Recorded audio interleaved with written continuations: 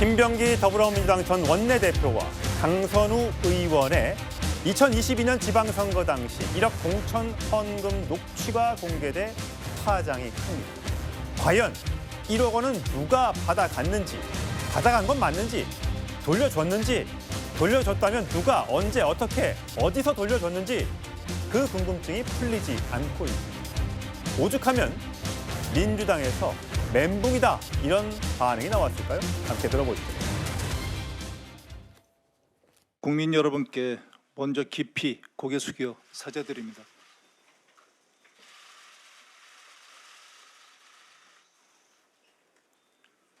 저는 오늘 민주당 원내대표직에서 물러납니다.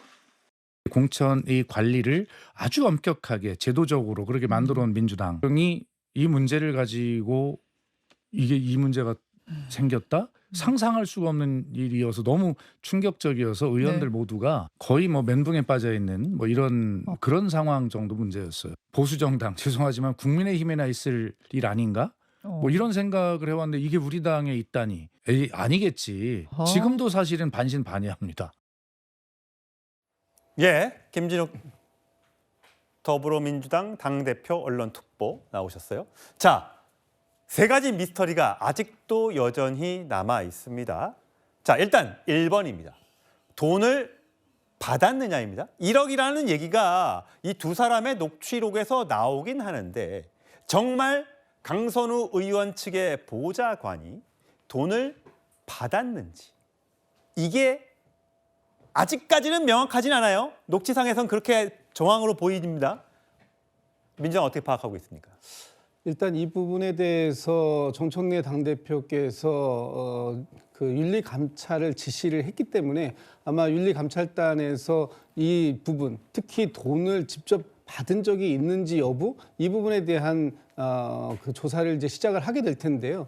지금 돈을 받았다라는 것을 전제로 해서 두 분이 나눈 녹취록이 있고 또 이 돈을 공여했다라고 하는 부분은 아예 나는 그런 사실이 없다라고 지금 이 사실 자체를 부인하고 있는 상황이기 때문에 이 상황 속에서 누구의 말이 맞다라고 지금 단정적으로 말씀드릴 수는 없습니다만 일단 김병기 전 원내대표와 강선우 의원 두 분이 나눈 녹취록을 근거로만 본다면 실제 그때 22년도 6월 지방선거를 앞두고 그 시의원에 출마할 예정자였던 김경 시의원이 강선우 의원 측의 보좌관에게 그 금품을 제공을 하고 그것을 받아둔 상태를 전제로 해서 지금 녹취가 대화가 이어지는 과정이기 때문에 이 부분에 대한 사실관계 여부를 지금 당에서도 지금 조사하고 있다 이런 말씀 좀 드려야 될 것 같습니다. 송영원 전 대변인. 자, 2022년 4월 21일입니다. 두 사람의 대화를 저희가 그래픽으로 정리를 했습니다.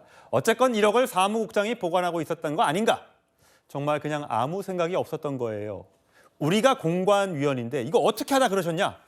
제가 어떻게 하면 될까요? 어쩌자고 저한테 이걸 갖고 와서 상의를 하십니까 진짜. 저 좀 살려주세요. 사실 이 대목에선 살려달라는 이 대목에선 거의 강선우 의원이 실제 녹취록에선 거의 흐느끼고 울음을 터뜨리기 일보 직전의 그런 모습이에요. 자, 그렇다면 자 이런 대화가 오고 간 다음에 돈을 갖다 준 겁니까? 돌려준 겁니까? 안 돌려준 겁니까?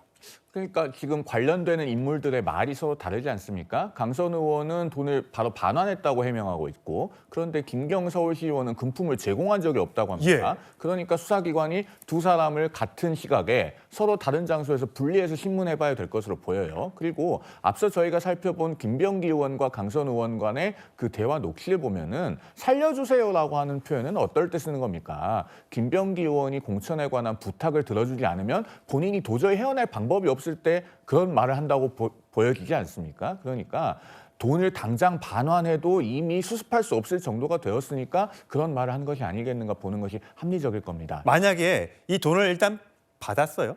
받았다가 바로 그냥 나 안 받아야 하는 게 베스트고 그 다음 날 돌려주면 또는 뭐 한 3, 4일 뒤에 돌려주면 그건 뇌물죄가 성립이 됩니까? 안 됩니까? 일단 그게 정치자금법 위반이 됐든 알선수재가 됐든 뇌물수수가 되었든 금품을 받으면 기본적으로는 범죄 행위의 기수가 됩니다. 즉 범죄는 이미 성립하는 겁니다. 다만 받았을 때 지체 없이 돌려줬다면 그것은 죄가 되지 않는 걸로 보는 경우가 있습니다만 강선 의원이 저렇게 살려주세요라고 말을 할 정도라면은 이미 바로 돌려준 시점은 넘었다고 보는 것이 합리적이지 않는가 하는 추론이 들고 그렇다면은 차후에 반환했는지 여부와 관계없이 범죄는 성립하고 다만 돌려주었는지는 양형의 문제가 될 가능성도 상당히 있다. 이렇게 보여집니다. 예. 지금 일단 서울청 공공범죄수사대에 배당이 돼서 이 부분을 들여다보고 있습니다. 이게 원내대표 사퇴로 끝나는 일이 아니라 결국 수사를 받게 돼야 할 상황까지 이르는 건데요. 자, 지금 국민의힘에선 이 일련의 상황을 공천 헌금으로 보고 있는 듯합니다. 관련 목소리 들어보시죠. 김경 시의원으로부터 1억 원을 받은 그 일을 가지고 대화를 나눴던 그 다음 날 김경 시의원에 대해서 단수공천장이 나왔습니다. 그 단수공천장은 1억 원에 대한 그냥 현금 영수증입니다. 김병기 원내대표가 비밀 병기의 역할을 했는지 수사로 밝혀야 될 일입니다. 자, 최소연 평론가. 자, 이번 의혹 왜 공천장을 주었는가? 1억을 받았다고 읍수하는 강선우 의원의 목소리를 듣고도 그 다음 날 공천이 결정되는데 3명의 후보가 있었음에도 불구하고 콕 집어서 김경 서울시 의원에게 공천장을 줬다는 거죠. 비례대표인 거잖아요. 그렇죠. 그러면 그냥 무조건 되는 거죠, 사실. 그건 뭐 사실은 확약이죠. 예. 예. 자, 왜 공천을 준 건가요? 그러니까 저도 의심스러운 게 그날 밤에 울먹이면서 정말 이거는 이제 날 살려달라고 하니까 나는 안 들은 걸로 하겠다. 심지어 나도 믿지 마라. 나도 믿지 말고 아무도 믿지 말고 이거 진짜 이거 큰일 난다. 이렇게 해놨는데 그러면 이제 맥락상으로 놓고 보면은 그러면 공천장이 회수가 돼야죠. 아니면 주지 말아야 되고 다른 사람에게 가야죠. 그런데 어찌되었건 이 다주택 논란이 있었던 김경 시의원에게 공천장이 바로 그 다음날 갔습니다. 말 그대로 24시간도 지나지 않았어요. 자, 그런데 이번에 보십시오. 김건희 여사가 3억 7천만 원의 금품 수수 혐의로 매관 매직이라고 했습니다. 매관 매직이라고 했는데 그 사실 거기에 보서 그렇게 기소가 됐지만 지금 여기 보십시오. 여기는 매관 매직이 아니라 실제로 1억 원의 현금, 거기는 일종의 말하자면 그 금목걸이 혹은 이제 샤넬백 고가의 같지만 여기는 현금 1억이 간 거예요. 그렇다면 이거는 저쪽에는 일종의 약간 금품을 가진 매관 매직이지만 이거는 뭘로 봐야 되냐면 현금을 통한 일종의 영수증으로 볼 수도 있는 사안이기 때문에 저는 어쨌든 사안 자체가 김건희 여사에게는 3억 7천만 원의 금품 수수가 적용됐지만 여기는 1억 원의 현금이기 때문에 더더구나 선출직 의원이라는 자리로 맞바꾼 거기 때문에 사안의 중대성을 놓고 보면 더 엄중하다고 볼 수가 있겠죠. 예, 제가 좀 전에 말씀을 잘못 드렸는데 비례대표가 아니고 지역구 시의원 도전이었다고 합니다. 정정해 드리겠습니다. 2022년 지방선거 당시에 1억 상위가 대화 나오는데 저 녹취록에 보면 컷오프를 유지한다는 얘기가 있어요. 자, 장 변호사. 네. 유지한다. 컷오프를 유지한다. 그러니까 뭔가 공천을 못 받을 것 같은 얘기가 있었는데 왜 결과는 그렇게 안 나온 거예요? 글쎄요, 일단은 녹취록의 내용들을 가지고 좀 단편적으로 모든 그 당시의 공천 상황을 다 알기는 어려운 것 같습니다. 당시에 사실은 이런 사실상 금품이 오간 것 아니냐 이런 정황이 있음에도 최종적으로는 단수 공천이 되었다는 점, 이 점에 대해서는 많은 민주당에 계신 분들도 그 당시의 공천 과정이 궁금하다, 알고 싶다 이렇게 말씀하시는 분들이 많으시거든요. 사실 이 부분은 아마 이미 수사가 시작이 됐고 배당도 된 상황이기 때문에 수사 과정을 통해서 또 드러날 부분이 있다라고 한다면 드러날 일이다라는 생각은 듭니다. 다만 지금 강선우 의원이 해당된 혐의를 지금 부인하고 있거든요. 공천 약속을 하고 돈을 받은 적 없다라는 취지로 지금 이야기를 하고 있기 때문에 그런 부분들까지 아마 감안을 해서 수사기관에서는 관련자들의 진술 받아보고 그리고 돈이 오간 흐름이라든지 이런 것을 받아보면 사실 신속하게 결과를 낼 수 있기 때문에 이런 부분에 있어서만큼은 여야 할 것 없이 정파 문제를 떠나서 사실 굉장히 구태 정치스러운 모습들의 일면이 보여진 것이기 때문에 수사기관에서 빠르게 수사해서 또 진상을 밝혀내야 된다고 생각합니다. 예, 이 당시를 취재해 보면 외부 인사들보다는 김병기 당시에 원내대표의 발언권이 컸고 김경시 의원이 다주택 보유로 논란이 있었는데도 불구하고 단수공천장을 주는 것에 대해서 좀 의아했다라는 반응도 있습니다. 그렇다면 아주 일각에서 김병기 전 원내대표도 이 사안에 연루된 것 아니냐라는 의혹의 목소리를 하고 있는 거죠. 왜 또 그런 얘기가 있냐면 강선우 의원이 여성가족부 장관 후보자 시절 청문회 과정이 있었죠. 거기에서 아주 열심히 강선우 후보자를 감싸기도 했었습니다. 들어보시죠. 국민의힘은 비방과 인신공격, 반대를 위한 반대로 일관했습니다. 안타깝고 유감입니다. 몇 명을 낙마시키냐가 어떻게 인사청문회 목표가 될 수 있는지 현행 인사청문 제도에 대한 회의감마저 듭니다. 상임위에서 통보한 내용 중에서 특별하게 결격에 이를 정도의 문제는 없었다. 그 이상의 지금 보고를 저희가 못 받고 있습니다. 자, 송영훈 전 대변인. 자, 지난 7월이에요. 5달 전입니다. 저 녹취는 2022년 거고요. 그렇다면 이 과정들을 다 알고 있었잖아요. 그런데 여성가족부 장관 후보자에 올라온 사람을 강선우 후보자가 만약 장관이 됐는데 저게 청문회에서 이런 의혹이 터졌으면 사실 버티기가 힘들었을 텐데 본인은 알고 있었는데도 이렇게 감쌌다? 이건 어떻게 해석해야 됩니까? 왜냐하면 김병기 의원은 강선 의원과 일종의 정치적 공범 아닙니까? 저 녹음을 통해서 김병기 의원은 강선 의원의 금품수수 의혹에 관해서도 비밀을 알게 되었지만 동시에 한편으로는 김경 서울시의원이 공천받는 과정에 있어서는 강선 의원도 김병기 의원의 비밀을 알고 있는 겁니다. 왜? 금품을 제공한 사람이라는 걸 알았으면은 규정대로 컷오프를 시켜야죠. 그런데 컷오프를 시키기는커녕 알고서도 그 다음날 단수공천을 줬습니다. 김병기 의원은 그 당시에 서울시당 공관이 간사였습니다. 그런데 강선 의원이 그런 경과를 다 알고 있잖아요. 그러면 인사청문회 과정에서 김병기 의원이 강선 의원을 엄호해야지 어떻게 공격하거나 방치할 수 있었겠습니까? 그래서 정치적 공범이라는 용어도 나오는 것이고 가재는 개편, 초록은 동색이다. 국민들께서 이렇게 생각하시는 겁니다. 예, 참 의혹이 많이 남는 일입니다. 결국은 경찰 수사가 이어져 봐야겠죠. 그렇다면 마지막 남는 의혹.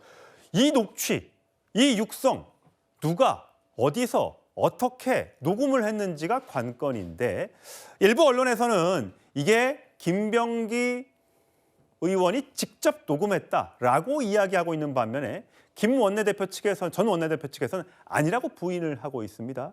자, 여러 가지 의혹을 제기하는 목소리 들어보시죠. 김병기 의원이 당시에 그걸 왜 녹음을 했을까? 제가 추정컨대는 김병기 의원이 본인의 알리바이를 위해서 일부러 녹음한 게 아니냐. 그런데 그거를 누군가에게 제3자에게 좀 보관을 맡겼는데 저는 그게 보좌진이 아닐까 이렇게 추정을 해요. 강선우 의원과 나눈 대화들 네. 자세히 들어보시면은 완전히 자기는 이거 뭐 원칙대로 할 수밖에 없다. 그러니까 절망감에 사로잡힌 강선우 의원이 막 절규를 하잖아요. 울면서. 나중에 아니 난 이렇게까지 했다라는 걸로 증거로 하기 위해 가지고 본인이 직접 녹음한 게 아닌가. 자, 김진욱 특보. 지금 보면 안 들은 걸로 할게요. 저랑 만났다든지 상의했다는 얘기 1철밖에 하지 마세요. 주위 사람한테 소개도 받지 말고. 그러니까 그냥 어디 찾아가라. 로펌이라도 찾아가 보고. 그러니까 어떻게 보면 본인은 이 사안에 대해서 좀 빠져나가려는 듯한 뉘앙스의 발언을 합니다.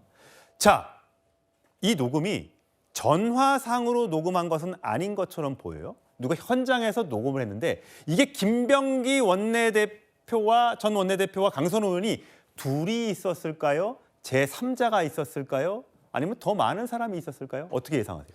글쎄요, 뭐 지금 추정을 할 수밖에 없는 상황이죠. 구체적으로 저 당시의 상황을 정확하게 설명이 나오고 있지 않기 때문에 지금 많은 분들이 그냥 추정으로만 말씀을 하시는 건데 저도 추정을 해본다면 이런 문제를 두 분이 만나서 대화를 하는 상황이라면 아마 두 분 외에는 아무도 없었을 것이다. 두 사람 사이에 두 사람만 있었을 것이다라는 예. 것이 좀 상식적이지 않을까 싶습니다. 예. 이렇게 중요한 문제를 논의하는데 거기에 다른 제3자가 이 문제를 같이 논의한다? 그 정도의 신뢰관계가 있는 사람이라면 모를까? 그렇지 않았을 것 같다는 생각이 들죠. 그렇다면 두 사람만 있었어요? 그럼 둘 중에 한 사람이 녹음을 한 거네요?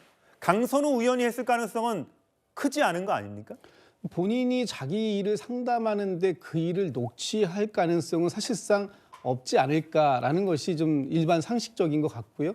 그렇다면 이제 나머지 한 분, 그게 이제 김병기 전 원내대표일 텐데, 그럼 이분이 녹음했을 가능성이 제일 크고, 만약에 이렇게 해서 녹음이 안 됐다고 하면 이건 또 다른 문제가 발생될 수 있는 것이다. 만약 그렇다면 무슨 부산복지 사건처럼 뭐 누군가가 도청하는 했다는 거예요. 상황이기 때문에 이것은 또 다른 범죄로 이어질 가능성이 있기 때문에 이 두 분 중에 한 분이 녹취를 했다라는 것을 전제로 해야 예. 그나마 또 얘기가 성립될 수 있는 부분이 있는 거 아닌가라는 생각이 들고요. 지금 좀 전에 뭐 그 신지호 전 의원이나 다른 분들이 말씀하셨던 것이 한 추정을 잠깐 빌린다면 아마도 본인이 이런 상황들을 알고서 왜 당시에 같이 논의한 게 있지 않았느냐라고 누가 했을 때 나는 당시에도 이 부분에 대해서 빠르게 돈을 돌려줘야 된다고 얘기했었고 그리고 이 부분에 대해서 법적인 부분이 갈 수 있다라는 부분을 분명히 경고했다라는 그 대화를 좀 뭔가 남겨두려고 했던 측면이 있었던 게 아니냐라는 이제 추정이 가능할 수 있을 것 같습니다. 최승 평론가. 그렇다면 김병기 의원이 국정원 출신입니다. 본인이 본능적으로 느꼈을 수 있어요. 내가 이 얘기를 녹음을 해놓고 기록하지 않으면 나중에 이게 더 큰 화가 될 수 있겠다라고. 물론 본인은 지금 아니라고 주장하고 있습니다. 그걸 전제로 하더라도요. 지금 보면 이게 의원의 갑질로 시작됐던 폭로로 시작됐던 거잖아요.